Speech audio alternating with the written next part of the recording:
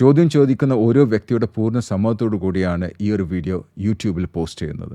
ഈ ഒരു കമ്മ്യൂണിറ്റിയിൽ ഫ്രീ ആയി ജോയിൻ ചെയ്യണമെന്നുണ്ടെങ്കിൽ ഞങ്ങൾ അപ്ഡേറ്റ്സിനെ കുറിച്ച്, ട്രെയിനിങ്ങിനെ കുറിച്ച്, അല്ലെങ്കിൽ കോച്ചിങ്ങിനെ കുറിച്ചിട്ട് എല്ലാം ചോദ്യം ചോദിക്കാൻ ആഗ്രഹം ഉണ്ടെങ്കിൽ നിങ്ങൾ യൂട്യൂബിൽ ഡിസ്ക്രിപ്ഷനിൽ 2 ലിങ്ക് ഉണ്ട്. ഒന്ന് മലയാളത്തിലുള്ള ലിങ്ക്, ഒരു വാട്സപ്പ് ഗ്രൂപ്പിലേക്കുള്ള ലിങ്കും, മറ്റത് ഇംഗ്ലീഷ് വാട്സപ്പ് ഗ്രൂപ്പിലേക്കുള്ള ലിങ്ക്. അതിൽ ഏതിലും നിങ്ങൾക്ക് ജോയിൻ ചെയ്യാം, അല്ലെങ്കിൽ 2ലും ജോയിൻ ചെയ്യാം. I'll see you in the WhatsApp group. Hi സെൻസി. Hi. നമ്മള് ക്രാക്ക് മാനേജ്മെന്റ് പഠിച്ചപ്പോ അതിന്ന് വന്നൊരു നമ്മളെ പോരായ്മ മനസ്സിലായിട്ട് കൺസ്ട്രക്റ്റീവ് ഫീഡ്ബാക്ക് ചെക്ക് ചെയ്യാൻ പറഞ്ഞില്ല. അങ്ങനെയാണെങ്കിൽ നമ്മൾ അത് എടുക്കണം എന്ന്. പക്ഷെ അത് കേൾക്കാൻ പോലുള്ള ഒരു ധൈര്യം ഇല്ല. ഓക്കെ, ഫീഡ്ബാക്ക് നല്ലതാണോ? നല്ലതാണ്, പക്ഷെ ഒരു അത് ചോദ്യം, ഫീഡ്ബാക്ക് നല്ലതാണോ? ഫീഡ്ബാക്ക് നല്ലതാണ്. ഫീഡ്ബാക്ക് നമ്മൾ ഒരു ചോദ്യത്തിന് നല്ലതാന്നേ പറയുള്ളൂ, അല്ലേ? am I right? നിങ്ങൾക്ക് ആരെങ്കിലും ഫീഡ്ബാക്ക് തരാറുണ്ടോ? എന്തെങ്കിലും തെറ്റ് പറ്റി പോകുമ്പോ കേൾക്കും, അപ്പൊ ഫീഡ്ബാക്ക് കിട്ടും. അപ്പൊ ഒരു പേടിയാണ്, തെറ്റ് പറ്റിയല്ലോ എന്നുള്ളൊരു. പക്ഷെ എന്തിനാ പഠിക്കും? തെറ്റുകൾ നമ്മൾ പഠിച്ചു കഴിഞ്ഞിട്ട് അത് ശരിയാക്കി കഴിഞ്ഞാൽ, തിരുത്തി കഴിഞ്ഞാൽ നമ്മൾ ബെറ്റർ ആവല്ലേ ചെയ്യാ? നമ്മൾ നന്നാവല്ലേ ചെയ്യാ? ഒരു തെറ്റിനെ അവിടെ വരില്ല. എന്താ വെച്ചാല് തെറ്റ് പറ്റിയല്ലോ, വീണ്ടും തെറ്റ് പറ്റിയല്ലോ എന്നുള്ള അങ്ങനെ ഒരു എന്തൊരു ആണ് തോന്നുന്നു. ഒരു തെറ്റ് വീണ്ടും ആവർത്തിച്ച് തെറ്റ് ചെയ്യുന്നത് അത് നല്ലതാണോ? ഇല്ല, പക്ഷെ അത് എങ്ങനെ പറ്റുന്നത് അറിയണില്ല. പിന്നെ അവിടെയാണ് അവയർനെസ് വരുന്നത്. ഒരു തെറ്റ് ഒരു വ്യക്തി പറയാൻ, ഞാൻ നിങ്ങളെ മാനേജറാണെന്ന് വിചാരിക്കാം, എനിക്ക് നിങ്ങളെ പേര് പറയണ്ട. അപ്പോൾ ഞാൻ നിങ്ങളോട് പറയും ഇത് തെറ്റിക്കുന്നു പറഞ്ഞു കഴിഞ്ഞാൽ അത് തിരുത്തേണ്ട ചുമതല ആർക്കാ? അത് എത്ര ശതമാനം? 5% അല്ലെങ്കിൽ 100%? 100% നിങ്ങളുടെ അല്ലേ? ആ തെറ്റ് വീണ്ടും ആവർത്തിച്ച് കഴിഞ്ഞാൽ അതാരെ തെറ്റാ? ഉറപ്പല്ലേ? ആ തെറ്റിൽ കൂടെ ലെറ്റ്സ് സേ എൻ്റെ കമ്പനി ഒരു നഷ്ടം സംഭവിച്ചെന്ന് വിചാരിക്കുക. ആ തെറ്റ് ചെയ്തുകൊണ്ട് നിങ്ങൾ എൻ്റെ കമ്പനി നഷ്ടം സംഭവിച്ചെന്ന് വിചാരിക്കുക. അടുത്ത പ്രാവശ്യം ആ തെറ്റ് വീണ്ടും ആവർത്തിച്ച് വിചാരിച്ചു. എനിക്കൊരു ലിമിറ്റ് ഉണ്ടാവില്ലേ? ശരിയല്ലേ? ലിമിറ്റ് എന്ന് വെച്ചാൽ 2 രീതിയിലാവാം. ആ ലിമിറ്റ് എന്ന് വെച്ചാൽ ചിലപ്പം ദേഷ്യത്തിൽ കൂടെ ആയിരിക്കും ഞാൻ ചിലപ്പോൾ അത് പ്രകടിപ്പിക്കാം. ഓക്കെ, അല്ലാതെ ഞാൻ ചിലപ്പം പറയും ഇങ്ങനത്തെ ആളെ എനിക്ക് വേണ്ട, നിങ്ങൾ പുറത്തു പോകണമെന്ന് വേണം പറയാം, അല്ലേ? വ്യത്യസ്ത രീതിയിലായിരിക്കും ആള് അതിന് റിയാക്ട് ചെയ്യല്. ശരിയല്ലേ? ആണോ? ആരെങ്കിലും ഉണ്ടാവും 2 പ്രാവശ്യമായിട്ട് 8 പ്രാവശ്യം കൂടെ ചെയ്യാന്ന് പറഞ്ഞാൽ ആരെയും വന്ന് പറയൂ? ടോട്ടൽ ഒരു തെറ്റ് 10 പ്രാവശ്യം ചെയ്യാൻ പറ്റുള്ളൂ. അപ്പൊ ഇപ്പൊ 2 പ്രാവശ്യം ചെയ്തു, ഇനി 8 ചാൻസ് ഉണ്ടെന്ന് ആരെങ്കിലും പറയോ? ഉറപ്പല്ലേ? ഒരു തെറ്റ് ചെയ്തു, പിന്നെ അടുത്ത പ്രാവശ്യം വേറെ തെറ്റ് ചെയ്ത് കഴിഞ്ഞാൽ അത് തെറ്റാണോ?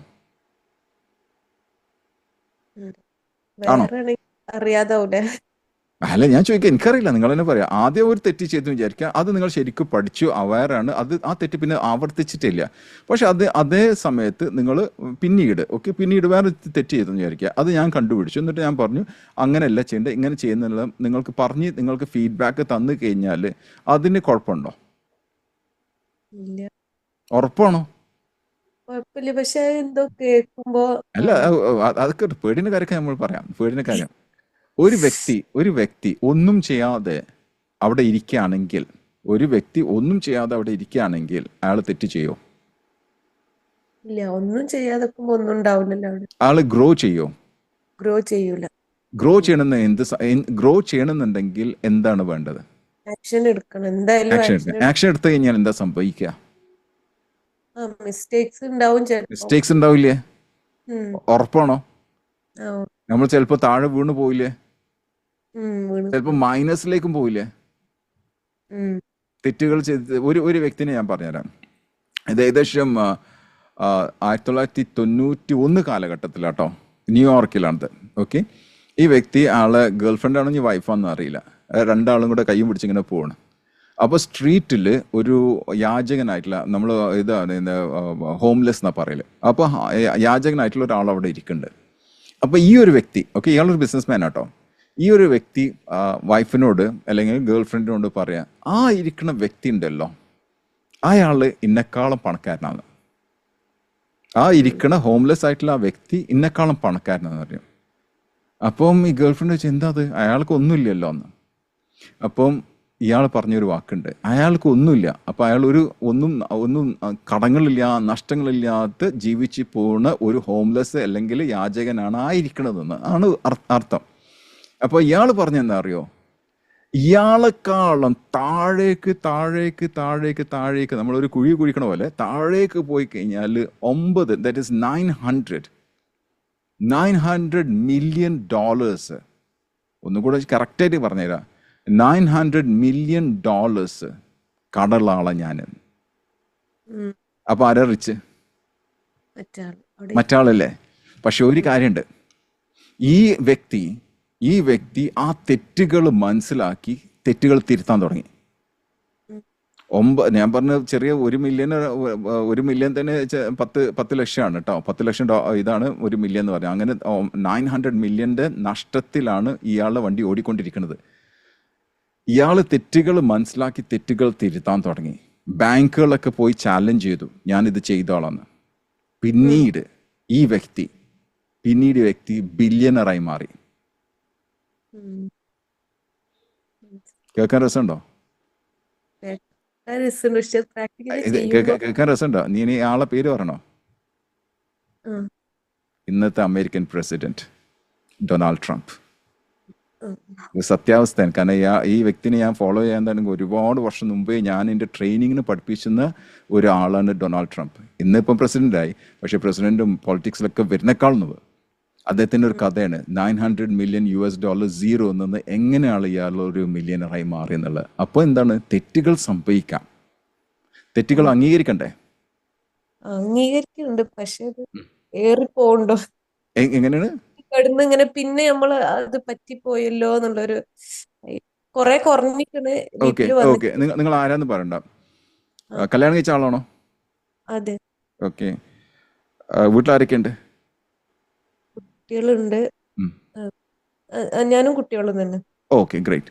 നിങ്ങളെ വീട്ടിൽ ഇപ്പം നിങ്ങളെ പാരൻസ് ഉണ്ടോ? ഇല്ല, പേരൻസ് ഇല്ല. എന്ത് പറ്റിയ അവർക്ക്? അവര് വേറെ വീട്ടിലാണ് ഓക്കെ, എല്ലാരും. വേറെ വീട്ടിലാണ്. അതായത് നമ്മള് ഓക്കെ ഓക്കെ ഫൈൻ.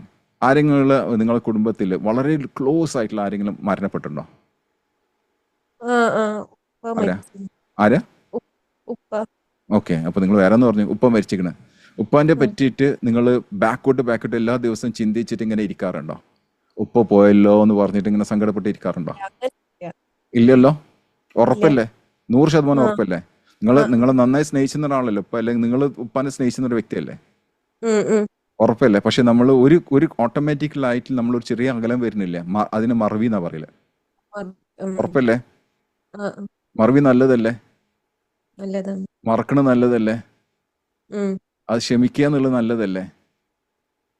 ആ ക്ഷമിക്കുക എന്നുള്ളത് നല്ലതല്ലേ? അതെ, അതേപോലെ തന്നെ നല്ലതാണ്. തെറ്റും പിടിച്ചു നിന്ന് കഴിഞ്ഞാൽ, ഞാൻ തെറ്റ് ചെയ്തല്ലോ എന്ന് പറഞ്ഞ് അത് പിടിച്ചു നിന്ന് കഴിഞ്ഞാൽ ഇവിടെ ആർക്കാ നഷ്ടം? എനിക്കെന്നെ സമയം. ഉറപ്പാണോ? ആ നിങ്ങൾക്ക് ശാരീരികമായിട്ട് നിങ്ങൾക്ക് ഇഷ്യൂസ് ഉണ്ടാവില്ലേ? ഉണ്ടാവും. മാനസികമായിട്ട് നിങ്ങൾക്ക് ഇഷ്യൂസ് ഉണ്ടാവില്ലേ? ഉണ്ടാവും. നിങ്ങളെ മൂഡ് കംപ്ലീറ്റ് മാറൂലേ? മാറും. നിങ്ങളെ പെർഫോമൻസിന് മാറൂലേ? മാറ്റം വരും. നിങ്ങളെ ആക്ഷൻ മാറൂലേ? മാറും. Yes or no? യെസ്, നിങ്ങളെ റിസൾട്ട്സ് മാറൂലേ? മാറും. നിങ്ങളെ ഔട്ട്കം മാറൂലേ? മാറും. നിങ്ങളെ എല്ലാം മാറും. അതെ, നിങ്ങൾ അപ്പുറത്തു നിന്നുള്ള വ്യക്തി നിങ്ങളോടുള്ള പെരുമാറ്റം മാറില്ലേ? ഞാനും മൂടും ഒക്കെ മാറുമ്പോ അവിടെ നിന്നുള്ള ആളും മാറും. മാറും. അപ്പൊ നിങ്ങളാണ് അതിന് ഉത്തരവാദി. അപ്പം എന്താ ഇപ്പൊ ഇവിടുന്ന് മനസ്സിലായത് നിങ്ങൾക്ക്? എന്താണ് ഇപ്പൊ ഈ ഒരു കൺവെർസേഷൻ നിങ്ങൾക്ക് മനസ്സിലായ കാര്യങ്ങൾ പറയാം, എല്ലാവരും അത് പഠിക്കട്ടെ. സംഭവിക്കുന്നത് പോയിന്റ് നമ്പർ 1 എന്താ പഠിച്ചത്? തെറ്റുകള് സംഭവിക്കുന്നത് കുഴപ്പമില്ല, കാരണം നമ്മൾ അവയർഡ് ആയിട്ട് ഇരിക്കണം. അടുത്ത പ്രാവശ്യം നിങ്ങൾ വോയിസ് കുറച്ചും കൂടെ ബ്രേക്ക് അവയർനെസ് ആവുന്നുണ്ട്. നിങ്ങൾ മൈക്കല്ല അത് അവയർനെസ് കൂട്ടിക്കൊണ്ടുവരുന്ന ഞാൻ അതിന്ന് മനസ്സിലാക്കുന്നത്. അബ്സല്യൂട്ട്. തെറ്റുകൾ നിങ്ങൾ അവയർനെസ്സിനുള്ള ടൂളാണ് തെറ്റുകൾ. ഓക്കെ, അത് കൂട്ടിക്കൊണ്ടുവരും. പിന്നെ അത് മറക്കാണ് ഏറ്റവും നല്ലത്. അതിൽ പിടിച്ച് നിൽക്കണ്ട, കാരണം ബാക്കി ഫുള്ളും പോവും. ഗോൾസ് ഒന്നും അച്ചീവ് ചെയ്യാൻ പറ്റില്ല. എക്സാക്ട്ലി. ഒന്നും കൂടെ പറയാം. വേറെ മൂന്നാമത്തെ എന്താ? മൂന്നാമത്തെ എന്താ? വേറെ പക്ഷെ എനിക്കൊരു ഇത് വരുന്ന എന്താ വെച്ചാ ഇങ്ങനെ ഒരു ഇതായതുകൊണ്ട് കൺസ്ട്രക്റ്റീവ് ഫീഡ്ബാക്ക് വരെ കേൾക്കാനുള്ള ഒരു ആരെങ്കിലും പറയുമ്പോ ഉം. പിന്നെ എന്തോ ആയി ഫീൽ ചെയ്യുന്നുണ്ട്. അത് അവിടെയാണ് എനിക്ക് പിന്നെ വന്നത്. ഇത് ഓൾറെഡി ആക്സെപ്റ്റ് ചെയ്യണം, തെറ്റുകള് അംഗീകരിക്കണം എന്ന് എനിക്ക് തോന്നുന്നത്. നമ്മൾ സെൽഫായിട്ട് നിങ്ങൾ ആക്സെപ്റ്റ് നിങ്ങൾ ചെയ്ത് ഫോർഗീവ് ചെയ്യണം. ആക്സെപ്റ്റ് ചെയ്യാത്ത കാരണമാണ് ഇപ്പോൾ കൺസ്ട്രക്റ്റീവ് ഫീഡ്ബാക്ക് വരുമ്പോൾ അത് നിങ്ങൾക്ക് എടുക്കാൻ ആ, പ്രയാസം. ഒരു കപ്പിൽ വെള്ളം ആ, നിറഞ്ഞിട്ടുള്ള കപ്പെന്ന് വിചാരിക്കുക. ആ ഉം. കപ്പിലേക്ക് വീണ്ടും വെള്ളം ഒഴിക്കാൻ പറ്റുമോ? ഇല്ല. കാരണം നിങ്ങളത് എടുത്തില്ല. നിങ്ങൾ ആ കപ്പ് ഇപ്പോഴും ഫുള്ളാണ്. അത് ആ പണ്ട് പറഞ്ഞിട്ടുള്ള ഫീഡ്ബാക്കും മിസ്റ്റേക്സ് എന്തൊക്കെയാണ് അത് അതേപോലെ ഉണ്ട്. അപ്പോൾ പുതിയ ഫീഡ്ബാക്ക് നിങ്ങൾ എടുക്കുന്നില്ല. നിങ്ങൾ റെഡി. നിങ്ങൾ കണ്ടിട്ടുണ്ടോ? ആ, ഏത് ആ. സെഷൻ കഴിഞ്ഞാൽ ഞാൻ ഫീഡ്ബാക്ക് ചോദിക്കണം കണ്ടിട്ടുണ്ടോ? ഞാൻ അത് ഏത് സെഷൻ കഴിഞ്ഞ ചോദിക്കാൻ അത് കേൾക്കാനുള്ള ധൈര്യം ഇല്ല. നല്ലത് ധൈര്യം പറഞ്ഞാൽ ധൈര്യം ഇത് വളർത്തിയെടുക്കുക. തോന്നും ആ ധൈ- അതിലെന്തെങ്കിലും ആ, ആ ധൈര്യം വളർത്തിയെടുത്തൂടെ? വളർത്തി ആക്ഷൻ എടുത്തിട്ട് ഇങ്ങനെ എടുക്കേണ്ടി വരും. അപ്പൊ കേട്ട് കേട്ട് അതിനെന്താ ചെയ്യാ? മൂന്ന് കാര്യങ്ങൾ പറയാം. അതിനെന്താ ചെയ്യാ നിങ്ങൾ? അത് അത് ആക്ഷൻ എടുക്കാൻ ഇപ്പൊ ലീപ്പിൽ വന്നതിന്റെ ശേഷം പഠിച്ചത് അതാണ്. ആക്ഷൻ എടുക്കുമ്പോ ബാക്കിയുള്ളതൊക്കെ പോവുണ്ട് എവിടുന്നോ ഇങ്ങനെ മങ്ങിപ്പോവുക. ബാക്കി ഫിയറും അബ്സല്യൂട്ട്ലി. അബ്സല്യൂട്ട്ലി. നിങ്ങളെ ഫിയർ എല്ലാം നിങ്ങളെല്ലാം മങ്ങിപ്പോവും ആക്ഷൻ എടുത്തു കഴിഞ്ഞാൽ. ആക്ഷൻ എടുത്തു കഴിഞ്ഞാൽ ആ പമ്പ കിടക്കുന്നു പറയില്ലേ? അതുപോലെ അപ്പൊ എല്ലാം മാറിപ്പോവും. ആക്ഷൻ എടുക്കുന്നവരെ ഇവർക്കൊക്കെ പേടിയാ, ഡെവിൾസിനൊക്കെ പേടിയാ. അപ്പൊ എങ്ങനെ നിങ്ങൾക്കറിയാം ആക്ഷൻ എടുക്കാന്നുള്ളത്? ദിവസം നിങ്ങൾ എഴുതി വെക്കുക, ഇന്നതാണ് ഞാൻ അച്ചീവ് ചെയ്യാൻ പോകുന്നത്. ഇതല്ല കേട്ടോ, ടു ഡു ലിസ്റ്റ് അല്ല, അച്ചീവ്മെന്റ് ലിസ്റ്റ്. എല്ലാ ദിവസവും എന്താണ് ഞാൻ അച്ചീവ് ചെയ്യാൻ പോകുന്നത് കൃത്യമായിട്ട് എഴുതി വെക്കുക. അത് എല്ലാ ദിവസവും ചുവന്ന പെന്നോണ്ട് സ്ട്രൈക്ക് ചെയ്യുക. നിങ്ങൾ ഒരു വർഷം കഴിയുമ്പോൾ നിങ്ങളുടെ ഡയറി, അതായത് നിങ്ങളെ ജേർണൽ വെറും ലൈന് കാണാൻ പാടുള്ളൂ. മനസ്സിലായോ? വെട്ടിയിട്ടുള്ള ലൈന് മാത്രം കാണാൻ പാടുള്ളൂ. ആ വെട്ടിയ ലൈന് ചുവന്ന കളറിലായിരിക്കണം. ആ ചുവന്ന കളറിലാകുമ്പോൾ നിങ്ങളെ മനസ്സ് പറയും ഇയാള് ശരിയല്ല കേട്ടോ, ഇയാളുടെ അടുത്ത് നിന്ന് മാറിയിട്ട് വേറെ എവിടെ ജോലി നോക്കാൻ നല്ലതെന്ന് വിചാരിക്കും. കാരണം ഇയാൾ ആക്ഷൻ ടേക്കറാണ്. തെറ്റുകൾ ചെയ്യണ്ടോ, പക്ഷെ എല്ലാത്തിനും ആക്ഷൻ എടുക്കണ്ടോ? ചെയ്യാൻ പറ്റുമോ? ചെയ്യാം. ഇപ്പൊ അതിങ്ങനെ ആക്കുന്നുണ്ട്. ഇപ്പൊ ഇതിൽ വന്ന ഓരോന്ന് സെൽഫ് ചെക്ക് ചെയ്ത് എഴുതിയെടുത്തിട്ട് ഇപ്പൊ ഞാൻ ചോദിക്കണം. അപ്പൊ അത് മാറ്റാനുള്ളതാണ്. അപ്പൊ ഇൻഷാ അള്ളാ മാറ്റും എന്തായാലും. ഹാപ്പിയാണോ? ചെയ്യും. ആ, ഹാപ്പിയാണ്. 0 to 10 how much? 10 തന്നെ. Thank 10 you, above thank ആണ്. you, thank you very much. Thanks a lot.